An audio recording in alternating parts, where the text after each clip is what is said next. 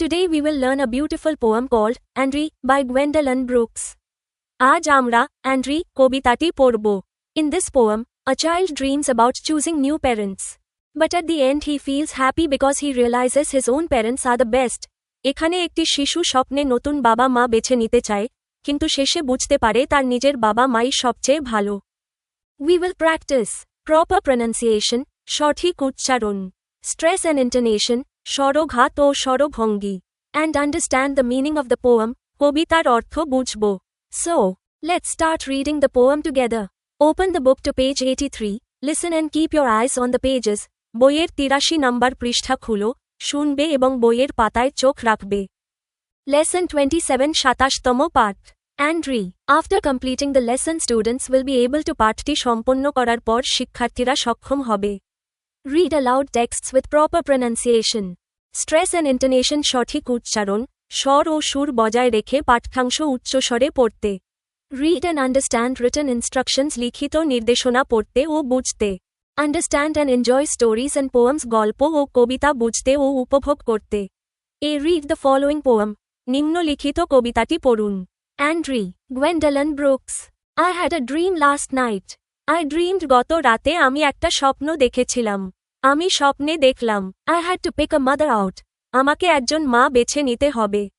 I had to choose a father too. আমাকে একজন বাবাও বেছে নিতে হবে. At first, I wondered what to do. প্রথমে আমি ভাবছিলাম কি করব. There were so many there, it seemed, মনে হচ্ছিল সেখানে অনেকেই আছে. Short and tall and thin and stout. খাটো, লম্বা, রোগা আর মোটা.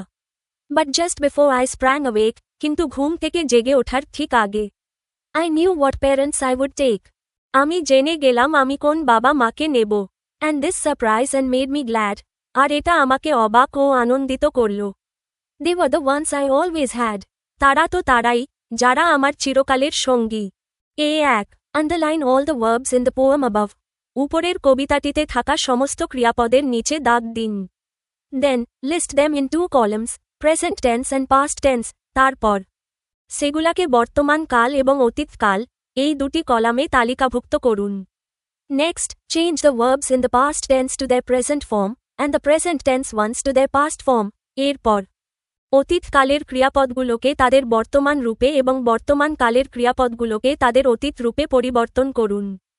Example, উদাহরণ, প্রেজেন্ট টেন্স, বর্তমান কাল, পাস্ট টেন্স, অতীতকাল, have, had, choose, chose, wonder, wondered, seem, seemed, spring, sprang, know, knew, surprise, surprise, make, made, dream, dreamed.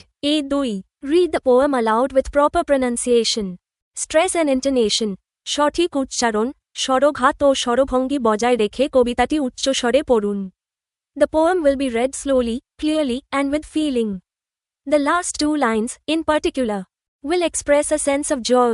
কবিতাটি ধীরে, স্পষ্টভাবে এবং অনুভূতি নিয়ে পড়বে. বিশেষ করে শেষ 2 লাইনে আনন্দের অনুভূতি প্রকাশ করবে. Reading practice, পড়ার অনুশীলন. I had a dream last night.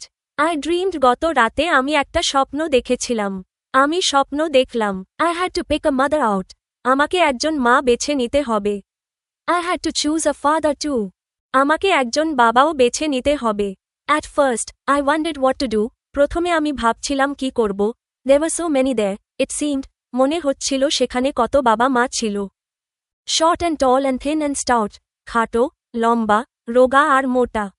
But just before I sprang awake, কিন্তু ঘুম থেকে লাফিয়ে ওঠার ঠিক আগে, I knew what parents I would take. আমি জেনে গেলাম আমি কোন বাবা মাকে নেব. And this surprised and made me glad. আর এটা আমাকে অবাক ও আনন্দিত করল. They were the ones I always had. তারা তো তারাই, যারা আমার চিরকালের. You can tell us about our mistakes in the comments. আপনারা আমাদের ভুলগুলো কমেন্টে জানাতে পারেন. If you find it useful, please subscribe. যদি উপকৃত হন, তবে সাবস্ক্রাইব করুন. Share the video and tell your friends. ভিডিওটি শেয়ার করুন এবং বন্ধুদের সঙ্গে জানিয়ে দিন.